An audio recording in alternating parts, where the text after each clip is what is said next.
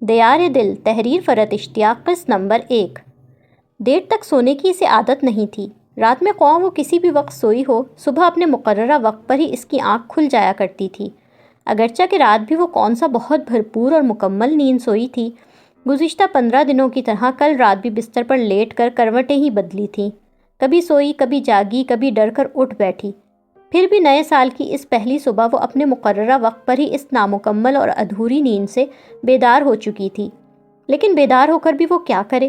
یہاں اپنے اس گھر میں وہ بالکل تنہا ہے، بالکل اکیلی۔ وہ کس کے لیے بستر سے اٹھے اور کس کے لیے کمرے سے نکلے؟ جو تنہائی کمرے میں ہے اس کے ساتھ، وہی اس گھر کے ہر کونے میں بکھری ہوئی ہے۔ وہ پورا دن بھی بستر پر لیٹ کر مقیم کمرے میں گزار دے تو کوئی پوچھنے نہیں آئے گا کہ آج وہ اٹھ کیوں نہیں رہی، کہیں وہ بیمار تو نہیں، کہیں اس کے ساتھ کوئی اور مسئلہ تو نہیں۔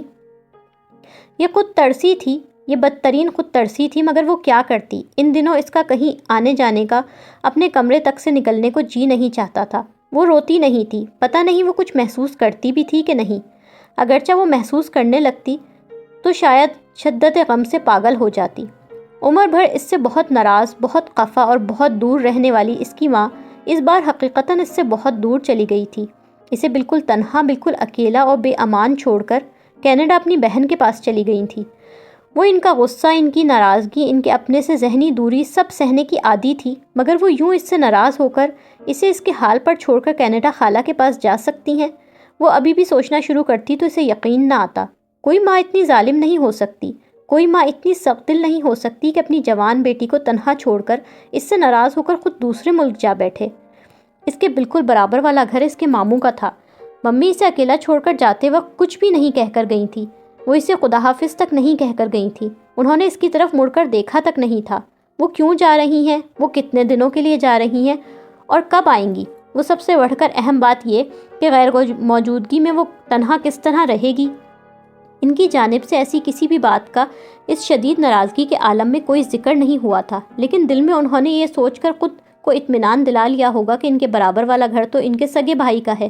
جس بیٹی سے وہ ناراض ہو کر دور دیش جا رہی ہیں، وہ اپنے ماموں کے گھر رہ لے گی۔ اگر انہوں نے ایسا سوچا ہوگا تب بھی وہ ماموں کے گھر ہرگز نہیں جائے گی۔ وہ کیوں کسی کے گھر جائے؟ وہ کیوں کسی کے گھر رہے؟ جب اس کے جنم دینے والی ماں کو اس کی پرواہ نہیں، پھر وہ کسی اور کے اوپر آس کیوں باندھے؟ وہ ساری دنیا سے خفا تھی، وہ ساری دنیا سے ناراض تھی۔ وہ تجمل معمول کے کہنے پر اور موئز کے فون پر سمجھانے کے باوجود ماموں کے گھر نہ گئی تھی۔ وہ 15 دنوں سے اپنے گھر میں بالکل تنہا رہ رہی تھی۔ سارا دن اکیلی رہتی، ساری رات اکیلی رہتی۔ ان کے اور ماموں کے گھروں کے بیچ دیوار توڑ کر جو گیٹ گھروں کے اندر ہی نکالا گیا تھا، وہ اسے بھی بند رکھتی تھی۔ رات میں ایک ہلکے سے کھٹکے سے بھی وہ اٹھ بیٹھتی، خوف سے کانپتی رہتی، مگر ماموں کے گھر نہ جاتی۔ اگر یہ ضد تھی تو ٹھیک ہے، یہ ضد ہی تھی۔ اگر ممی ضد دکھا سکتی ہیں، اسے اکیلا چھوڑ کر جا سکتی ہیں، تو پھر وہ بھی ضد دکھا سکتی ہے۔ وہ بھی انہی کی بیٹی ہے۔ زہرا مامی کئی بار اسے سرگزش اور خود سر قرار دے چکی تھی، بلکہ ان کے مطابق تو ممی کے اسے اکیلا چھوڑ کر جانے کی قصوروار بھی مکمل طور پر وہی تھی۔ ان کے ان تبصروں میں نیا کچھ بھی نہیں تھا۔ وہ پہلے بھی کئی بار اسے ڈھکے چھپے لفظوں میں انہی القاب سے نوازا کرتی تھی۔ اس کی زبان کی تراری سے خائف رہتی تھی، اس لیے منہ پر صاف کچھ نہ کہہ پاتی تھی، در پردہ طنز کے تیر ضرور برساتی۔ مختلف بات اس بار یہ تھی کہ تجمل ماموں بھی اس ساری صورتحال کے لیے قصوروار اسی کو سمجھتے تھے۔ اسے ماں سے محبت نہیں، اسے ماں کے غموں کا کوئی احساس نہیں۔ کیسی بیٹی ہے جو ماں کے دکھوں کا مداوع کرنے کے بجائے ان میں اضافے کا باعث بن رہی ہے؟ یہ کون سے دکھ تھے جن کا مداوع صرف دولت کے حصول کے ذریعے ہی ہو سکتا تھا؟ وہ سوچنا چاہتی تھی، پوچھنا چاہتی تھی، مگر نہ پوچھ پاتی تھی۔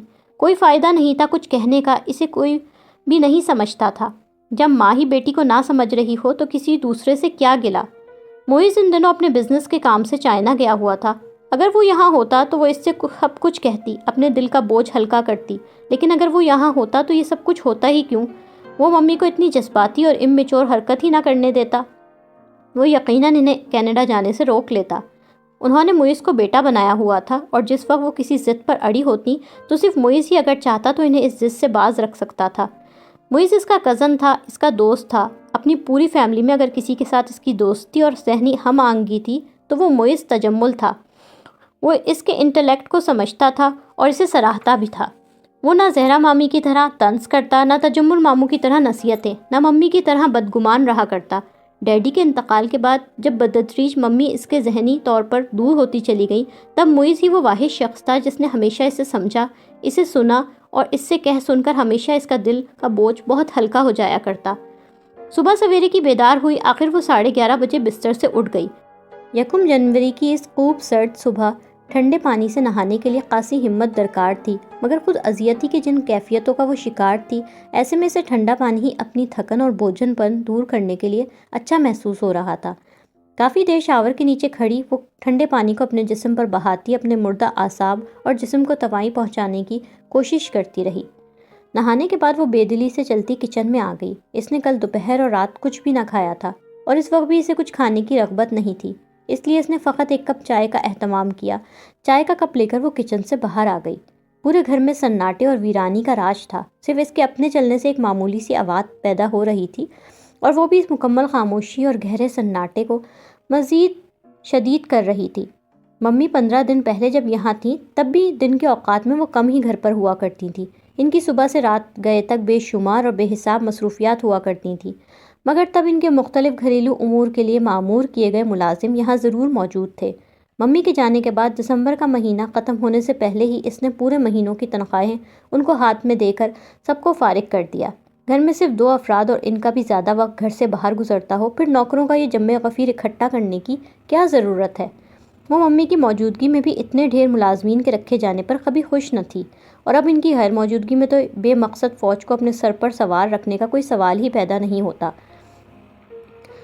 اور اب اپنے بلبوتے پر زندگی گزارے گی تو اپنے بلبوتے پر زندگی گزارنے کے لیے فی الحال وہ کئی نوکر تو کیا، 1 نوکر بھی افورڈ نہیں کر سکتی۔ اسے کسی دولت یا جائیداد سے کوئی سروکار نہیں۔ جس بات پر ممی سے ناراض ہو کر گئیں، وہ اب بھی اپنی اسی بات پر قائم، خود کو ہر اعتبار سے حق پر اور درست مان رہی تھی۔ زندگی کی الجھی گٹھوں کو سلجھاتی وہ باہر لان میں آ گئی۔ گیٹ کے پاس رول ہوا آج کا تازہ اخبار گرا ہوا تھا، مگر یہ کیسا لطیفہ تھا کہ اسی کے پاس پچھلے کئی دنوں کے اخبار بھی اسی طرح رول ہوئے پڑے تھے۔ شاید 4-5 دنوں سے اس نے یہاں سے اخبار اٹھائے ہی نہیں تھے۔ وہ کپ ہاتھ میں لیے گیٹ تک آئی اور سارے اخبار کچھ ایک اور کچھ دوسرے ہاتھ میں سنبھال لیے۔ انہیں بے دلی سے لان چیئر پر ڈالا اور دوسری کرسی پر خود بیٹھ کر چائے کے گھونٹ لینے لگی۔ اس کی بھوک پیاس بالکل مری ہوئی تھی۔ اس وقت بھی چائے کے گھونٹ حلق سے اتارتے اسے یہ محسوس نہیں ہو رہا تھا کہ کل کا پورا دن اس نے ایک لقمہ حلق سے نہیں اتارا اور اب اسے کچھ کھا لینا چاہیے۔ اس کی زندگی کی تمام الجھنوں کا حل کیا نکلے گا؟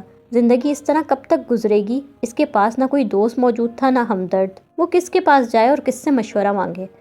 خود کو زندگی میں اتنا تنہا، اتنا بے امان، اتنا غیر محفوظ اور اتنا اکیلا اس نے کبھی بھی محسوس نہ کیا جتنے پچھلے 15 دنوں میں کر رہی تھی۔ شاید معیز لاہور میں ہوتا تو وہ اس سے ہمیشہ کی طرح اپنے دکھ سکھ اور دل کی باتیں کہہ لیتی، مگر کہہ لینے سے بھی کیا ہوتا؟ زندگی جن الجھنوں اور جن مشکلات میں گھری ہے وہ تو ویسی ہی گھری رہتی۔ چائے کے کپ کے آخری گھونٹ لیتے اس نے برابر والے گھر کی طرف دیکھا۔ رات وہاں نیو ایئر پارٹی تھی، نئے سال کا جشن خوب زور و شور سے منایا گیا تھا۔ پوری رات وہاں سے شور شرابہ، بہت تیز آواز میں بجتا میوزک، کہے باتیں، آوازیں سب یہاں تک آ رہے تھے۔ رات وہاں بہت ہنگامہ خیز انداز میں زندگی جاگی تھی، اور اب دن کے 12:30 بجے بھی وہاں زندگی گہری نیند سو رہی تھی۔ رات بھر جاگ کر نئے سال کا بھرپور انداز میں جشن منانے والے اب اپنی تھکن اتار رہے تھے۔ گھر کے افراد تو کیا، وہاں کسی ملازم کے چلنے پھرنے یا باتیں کرنے کی آواز تک نہ آ رہی تھی۔ کل رات وقت کے وقت اسے بھی فون کر کے اس کی کزن ارم نے اس پارٹی میں شرکت کی بہت ہی رسمی سی دعوت دی تھی، مگر یہ دعوت بہت پر اخلاق اور پرجوش بھی ہوتی وہ تب بھی وہاں نہ جاتی۔ ان دنوں تو خیر وہ زندگی ہی سے بیزار ہو رہی تھی، مگر جب ایسا نہیں تھا تب بھی اسے بسن، new year night, new year parties وغیرہ بالکل پسند نہیں تھی۔ کبھی ممی گھر پر ایسی کوئی بے مقصد اور فضول پارٹی رکھتی تو وہ دل پر پتھر رکھ کر اس میں بحالت مجبوری ہی شرکت کرتی۔ چائے کا خالی کپ میز پر رکھ کر وہ کرسی سے ٹیک لگا کر بیٹھ گئی۔ اس کی آنکھوں کی سطح بالکل خشک اور ذہن بالکل خالی تھا۔ اس کا ملال مایوسی اور مایوسی بے حسی میں بدل رہی تھی۔ وہ اتنی بے حس کیوں ہو رہی ہے؟ اسے خود پر جھنجھلاہٹ ہوئی۔ وہ کھل کر روتی کیوں نہیں؟ ایک بار خوب کھل کر رو لے تو شاید اندر کا سارا غبار نکل جائے۔ اندر فون کی بیل بج رہی تھی اور وہ بے حسی سے بیٹھی کیاری میں کھلے نئے پھولوں کو دیکھ رہی تھی، مگر فون پر جو کوئی بھی تھا وہ اتنی جلدی ہمت ہارنے کو تیار نہ تھا۔ فون کی یہ مسلسل بجتی بیلیں اسے اپنی برداشت سے باہر ہوتی محسوس ہوئیں تو ناچار اٹھ کر اندر آئی۔ ہیلو، خاصی بیزاری سے اس نے ہیلو کیا۔ وہ ان دنوں ایسی ہی چڑچڑی اور بدمزاج ہو رہی تھی۔ میں ولی بول رہا ہوں۔ ہیلو ہائے اور سلام دعا کے بغیر یہ فقرہ اس کی سماعتوں سے ٹکرایا۔ او، اس کے ہونٹ ناگواری سے بھرپور انداز میں سکڑے۔ وہ اس وقت دنیا کے کسی بھی فرد کی آواز سننے کو تیار ہو سکتی تھی سوائے اس ایک شخص کے۔ اس کی زندگی کی ہر الجھن، ہر پریشانی اور ہر مصیبت کی وجہ صرف یہی ایک شخص ہے۔ وہ اس سے نفرت کرتی تھی، واقعی اس سے بے پناہ نفرت کرتی تھی۔ اس دنیا میں کسی چیز کی کمی نہیں ہوتی اگر ولی صہیب خان اس میں نہ ہوتا، یا کم از کم وہ فارا بہروز خان کی دنیا میں نہ ہوتا۔ میں تم سے ملنا چاہتا ہوں۔ اس کے کچھ کہنے کا انتظار کیے بغیر وہ فوراً بولا۔ نئے سال کے اس پہلے دن جو سب سے پہلی آواز اس نے سنی وہ اس شخص کی ہے۔ اس کے چڑچڑے پن اور غصے میں کئی گنا اضافہ ہوا۔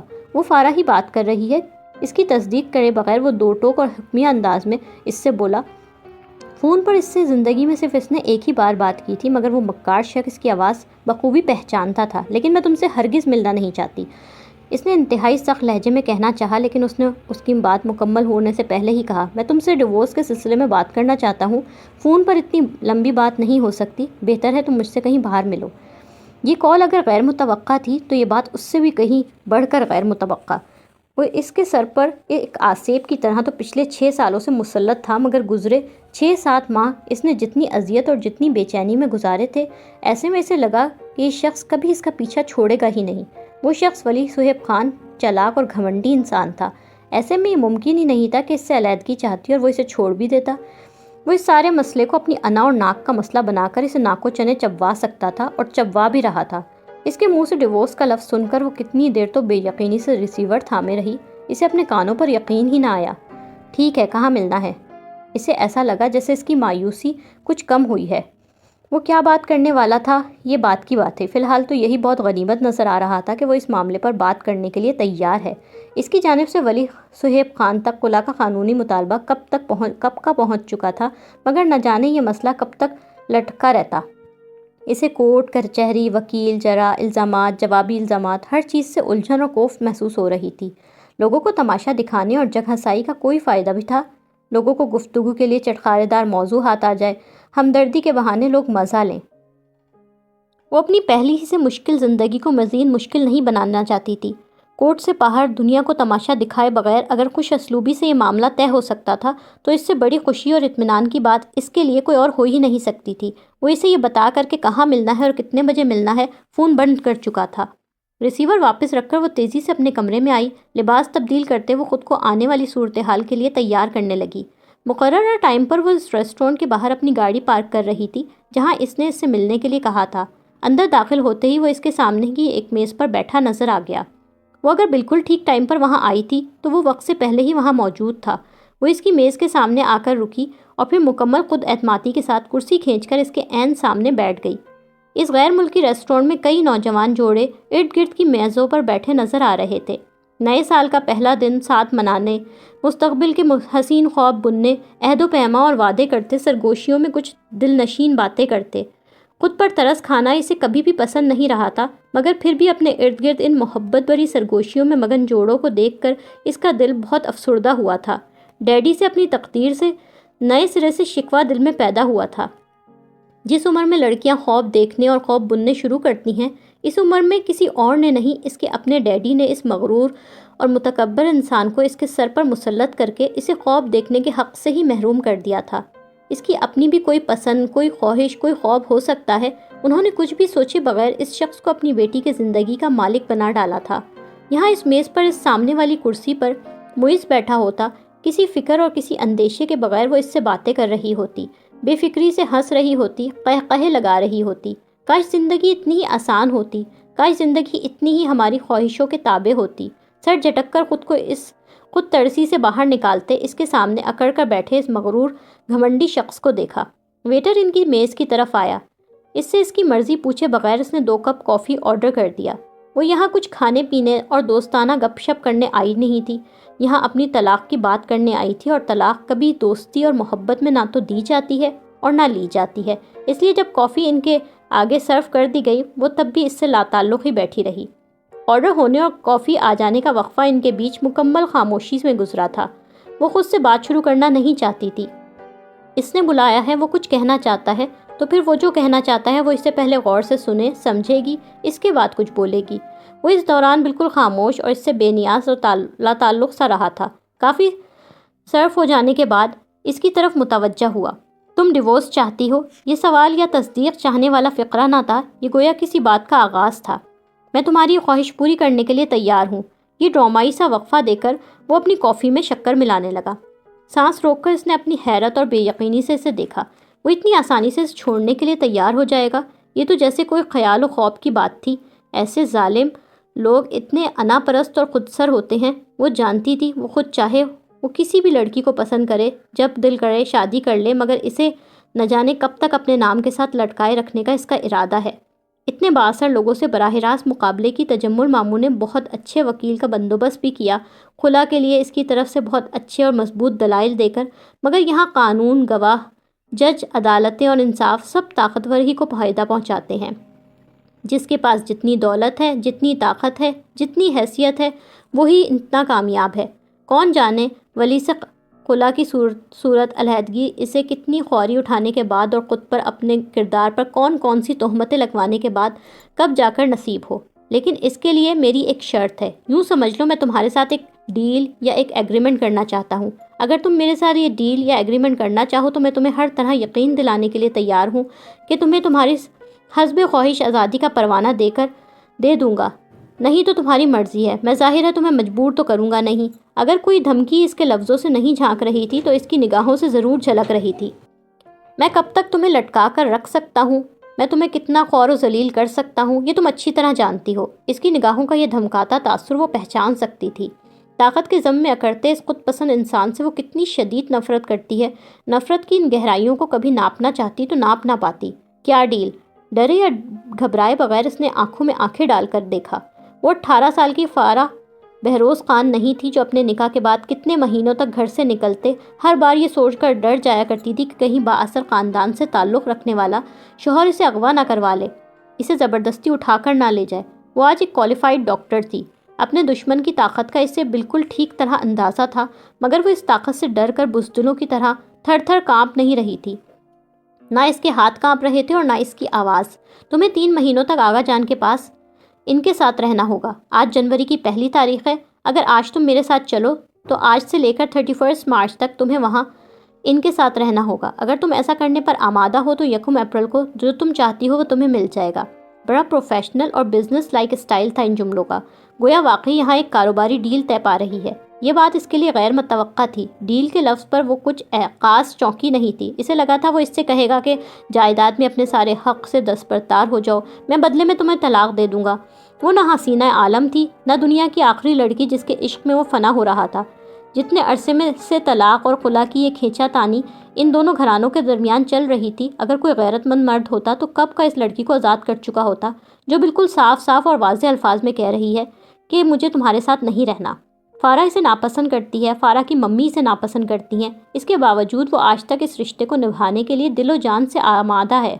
اس نکاح کو زبردستی قائم رکھنے کی وجوہ میں سر فہرست یہی وجہ سمجھ میں آتی ہے کہ ایک تو وہ اس کی علیحدگی کے مطالبے کو غیرت اور انا کا مسئلہ بنا بیٹھا ہے، اور دوسرا وہ جائیداد کی تقسیم نہیں چاہتا جس جائیداد کا وہ تنہا وارث بنا ہوا تھا۔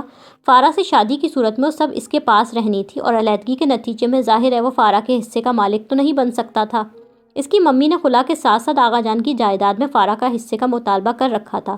وہ اسے ڈیل لفظ سے یہی شک ہوا کہ وہ اس سے جائیداد سے دستبرداری کا مطالبہ کرے گا، اور یہ سوچتے ہی وہ خود کو ذہنی طور پر اس بات کے لیے تیار بھی کر چکی تھی کہ آغا جان کی جائیداد میں وہ اپنے ہر حق سے دستبردار ہو جائے گی۔ دولت، جائیداد اس کا مطلوب و مقصود کبھی نہ تھا اور نہ کبھی ہو سکتا تھا۔ یہ ولی صہیب خان یا روحی بہروز خان کا مقصد حیات تو ہو سکتا تھا، مگر فارہ بہروز خان کا ہرگز نہیں۔ ولی کتنا بھی گھٹیا، کم ظرف اور پست ذہنیت کا انسان تھا، اس سے اسے اتنی تکلیف نہیں پہنچی تھی جتنی اس اذیتناک سوچ سے کہ اس کی اپنی ممی بھی دولت اور جائیداد کو اپنا ٹارگٹ اور گول بنا بیٹھی تھی، چاہے آغا جان کو ہرانے کے لیے انہیں جھکانے اور شکست دینے کے لیے ہی، مگر وہ جائیداد میں حصے کا مطالبہ تو کر رہی تھی۔ انا کی ایک عجیب و غریب جنگ تھی ان کے اور آغا جان کے بیچ، جس میں ہر خسارہ اور ہر نقصان اس کے حصے میں آ رہا تھا۔ ممی اور اس کی بنیادی اختلاف اور جھگڑے اور کشیدگی کا سبب ان کا یہی ایک مطالبہ تھا۔ اس کے طلاق کے مطالبے کو گھمگیر اور پیچیدہ اس دوسرے معاملے نے ہی بنا رکھا تھا، لیکن اب یہ ڈیل کے نام پر ولی کیا کچھ کہہ رہا تھا اس کی سوچ کے بالکل برخلاف تھا۔ وہ اس کے ساتھ کوئی چال چل رہا ہے، دھوکہ دہی اور مکاری پر مبنی یہ کوئی نیا آئیڈیا اس کے دماغ میں آیا ہے۔ وہ یہ سوچ رہی تھی اور وہ بغور اس کے چہرے کے اتار چڑھاؤ کا جائزہ لیتے اپنی بات کا رد عمل اس کے چہرے پر پڑھنے کی کوشش کر رہا تھا۔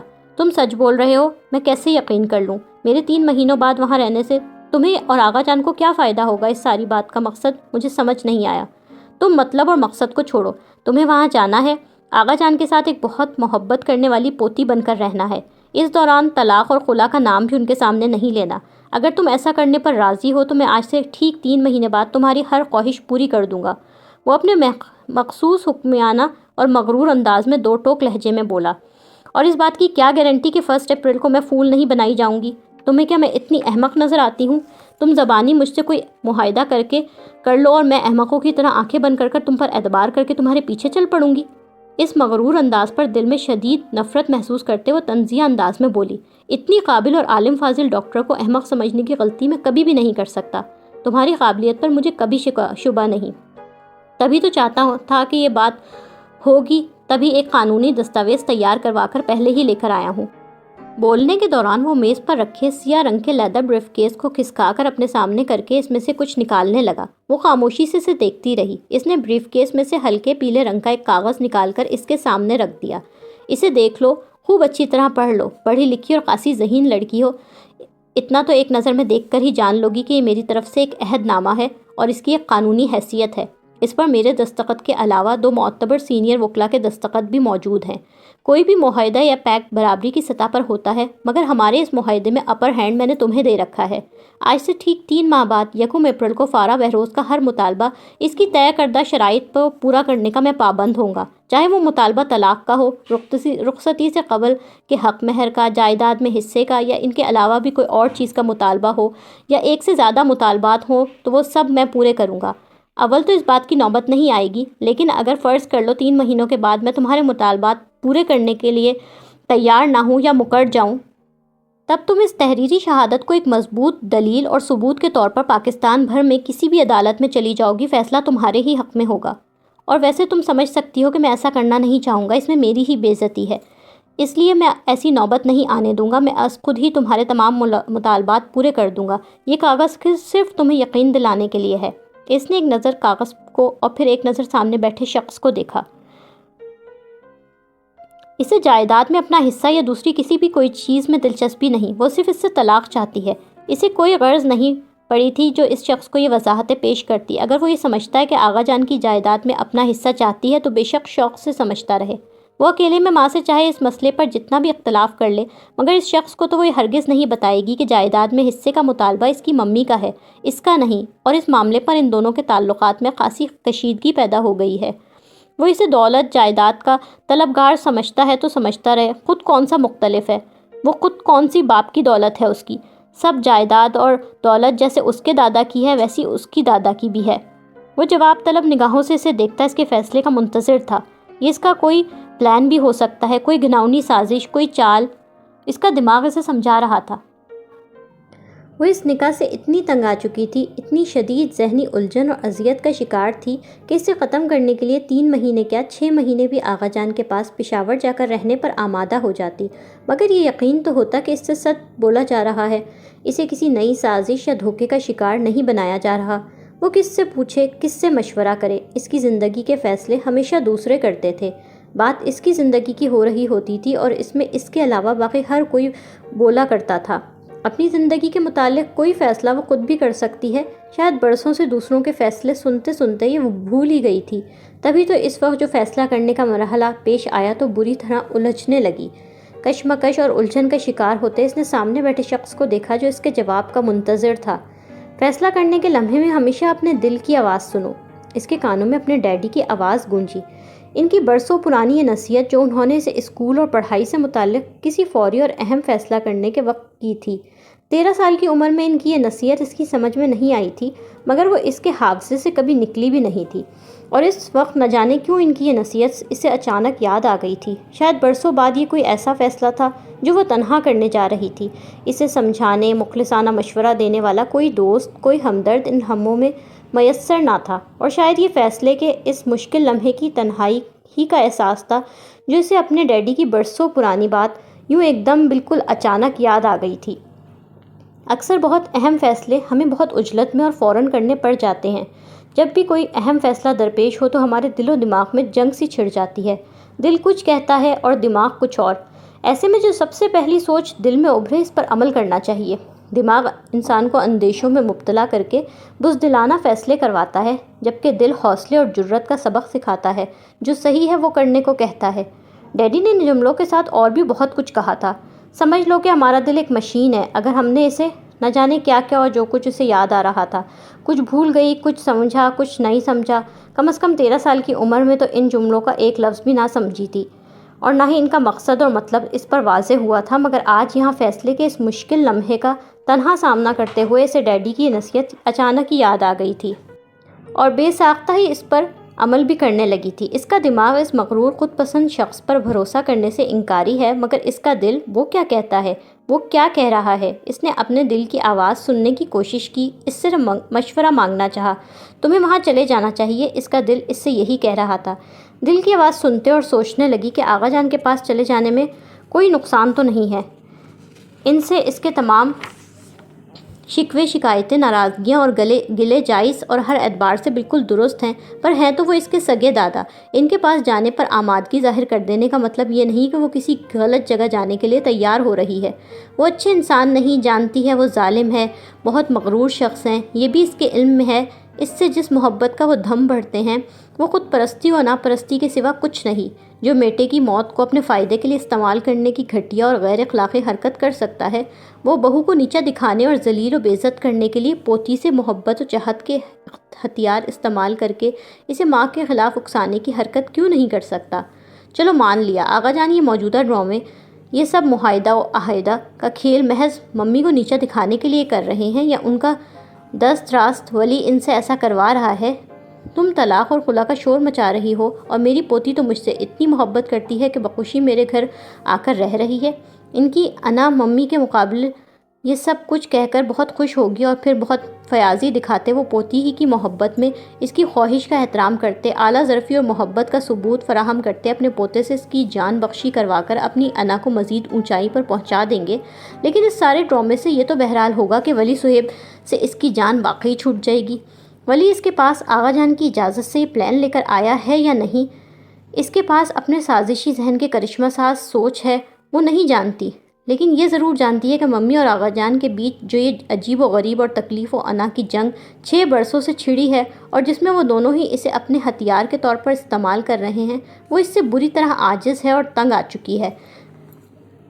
6 سال پہلے اس کی زندگی کا فیصلہ کچھ لوگوں نے اس سے اس کی مرضی پوچھنے کی زحمت کیے بغیر کر دیا تھا، اور آج بھی اس کی زندگی کا فیصلہ کچھ دوسرے لوگ ہی اپنی اپنی اناؤں کو سر بلند رکھنے کی کوشش کرنے کے ساتھ کر رہے ہیں۔ اس کی زندگی کا ہر فیصلہ دوسروں کے ہاتھ میں کیوں ہے؟ اسے ولی صہیب خان سے آزادی چاہیے کسی بھی قیمت پر، چاہے ممی کی انا سرخرو ہو یا آغا جان کی، اسے پرواہ نہیں۔ جب وہ دونوں اپنے اپنے مفادات کے لیے اسے بے جان شے کی طرح استعمال کر سکتے ہیں تو وہ کیوں کسی کی پرواہ کرے؟ دماغ کی تمام تعویلوں اندیشوں کو ایک طرف مسترد کر کے اس نے وہ کاغذ اٹھا لیا۔ ٹھیک ہے، مجھے منظور ہے۔ وہ فیصلہ کر چکی تھی، اور اب اسے مڑ کر پیچھے نہ دیکھنا تھا، نہ کچھ سوچنا تھا۔ ولی چہرے پر کوئی تاثر لائے بغیر فوراً ہی ویٹر کو بل لانے کا اشارہ کرتا کرسی پر سے اٹھ گیا۔ کپ میں اس نے شکر ملائی ضرور تھی، پر کافی کا ایک گھونٹ بھی نہیں لیا تھا۔ تمہیں ابھی میرے ساتھ چلنا ہوگا، تم گھر پر اپنا جو سامان لینا چاہتی ہو 1 گھنٹے کے اندر لے لو۔ اسی بے تاثر سے سنجیدہ انداز میں اس نے اسے معاہدے کی ایک اہم ترین شق سے آگاہ کیا۔ اس کے چہرے پر نہ کوئی تاثر پڑھنا چاہ رہا تھا، وہ فارا کی آمادگی پر خوش ہے، اپنی چالاکی پر نازاں و مغرور ہے۔ اس کے چہرے سے اس کی کوئی بھی اندرونی کیفیت بالکل ظاہر نہ ہو رہی تھی۔ وہ اپنی گاڑی میں بیٹھ کر واپس گھر آ گئی، اور وہ اس کے پیچھے اپنی گاڑی میں، جسے ایک درمیانی عمر کا آدمی ڈرائیو کر رہا تھا۔ وہ باہر گاڑی میں بیٹھ کر اس کا انتظار کر رہا تھا، اور وہ اندر تیز رفتاری سے اپنا ضروری سامان بیگوں اور سوٹ کیس میں ٹھونس رہی تھی۔ اس کام کے دوران مسلسل اس کے ذہن میں جو ٹینشن سوار تھی وہ ممی کو فون کرنے کی تھی۔ 15 دن پہلے جب وہ گئی تھیں، اس سے شدید ناراض ہو کر گئی تھی، تو وہاں پہنچ کر یا بعد میں بھی اسے فون کرنے کا سوال ہی پیدا نہیں ہوتا تھا۔ رہ گئی فارا خود تو اسے پہلے یقین تو آ جاتا کہ اس کی ماں اسے بالکل بے سہارا تنہا چھوڑ کر چلی گئی ہے، تب وہ انہیں فون کرنے اور ان کی خیر خیریت دریافت کرنے کا سوچتی تھی۔ ہاں، ان کے ٹورنٹو پہنچنے کے بعد اس کی خالہ کا فوراً ہی فون ضرور آیا تھا، اسے ممی کی بخیریت آمد کی اطلاع دینے نہیں بلکہ ماں کی نافرمانی اور اس کا دل دکھانے پر سخت سنائی تھی انہوں نے۔ وہ انہیں بڑا جان کر چپ چاپ ان کی ساری خاموشی سے پھٹکار سنتی رہی۔ اگر وہ ساری گفتگو میں ڈیڈی کا ذکر نہ لاتی تو وہ چپ چاپ ساری باتیں سن لیتی۔ صحیح کہتے ہیں لوگ، جس شخص سے کوئی خوشی کوئی فیض نہ پہنچا ہو تو اس کی اولاد سے کسی فیض کسی بھلائی کی توقع کیسے رکھی جا سکتی ہے؟ جب تمہارے بھائی نے میری بہن کو کوئی سکھ کوئی خوشی نہ دی تو تم بھی اسی کی اولاد ہو، تب وہ خاموش نہ رہ پائی۔ کوئی اس کے منہ پر اس کے ماں باپ کو کچھ کہے اور وہ خاموشی سے سن لے، وہ ایسی بیٹی نہ تھی۔ یہ ممی کی دی ہوئی شے تھی کہ خالہ ماموں ممانی جن کا جو چیز چاہتا تھا ڈیڈی کو کہہ دیتے تھے، مگر وہ ممی ہوں گی جو شوہر کے متعلق کوئی بھی بات اطمینان سے سن لیتی ہوں گی۔ فارا کو اپنے ڈیڈی سے چاہے بہت سی شکایتیں ہوں مگر وہ کسی دوسرے کو اجازت نہیں دے سکتی کہ وہ اس کے مرحوم باپ کی توہین کرے۔ اس نے پھر جواب میں خالہ کو اس بات کا بہت سخت جواب دے کر ریسیور پٹک دیا۔ اس روز کے بعد اس کا ٹورنٹو کوئی رابطہ نہ ہوا تھا اور اب اس وقت اسے وہاں فون کرنا تھا۔ اس نے اپنے موبائل سے ممی کا موبائل نمبر ملایا۔ وہ خالہ یا کسی کزن سے نہیں، ممی سے خود بات کرنا چاہتی تھی۔ وہ کہاں جا رہی ہے وہ انہیں خود بتانا چاہتی تھی، مگر ممی نے اس کا نمبر دیکھ کر خود کال ریسیو نہ کی تھی، اس کے بجائے کال نورین خالہ ہی نے ریسیو کی تھی۔ وہ سو رہی ہے۔ یقیناً وہ اس کی آواز سننے کی بھی روادار نہ تھی، مگر خالہ کو شاید یہ بات اسے بتاتے آج کچھ رواداری آڑے آ ہی گئی تھی، تبھی مصلحتاً آمیز جھوٹ سے کام لیا گیا تھا۔ آپ انہیں بتا دیجیے گا کہ فارا اپنے دادا کے پاس پشاور جا رہی ہے اور اب 2-3 مہینے وہیں رہے گی۔ وہ اگر اس دوران مجھ سے رابطہ کرنا چاہیں تو وہیں کر لیں۔ ماں کے اس رویے پر اس کی آنکھیں یکدم بھر آئی تھیں اور لہجہ بھی بھر آنے لگا تھا۔ اس کی ماں کو اپنی اکلوتی اولاد سے بڑھ کر اپنی انا کیوں عزیز ہے؟ وہ اسے سمجھتی کیوں نہیں؟ اس کی ماں ایسی کیوں ہے؟ ساری دنیا میں واحد رشتہ ایک ماں، اور وہ اتنی بدظن، اتنی دور، اس قدر بدگمان، اس قدر اجنبی۔ اس کی ماں ایسی نہیں تھی، وہ ہمیشہ سے ایسی نہیں تھی۔ اسے ایسا کس نے بنایا؟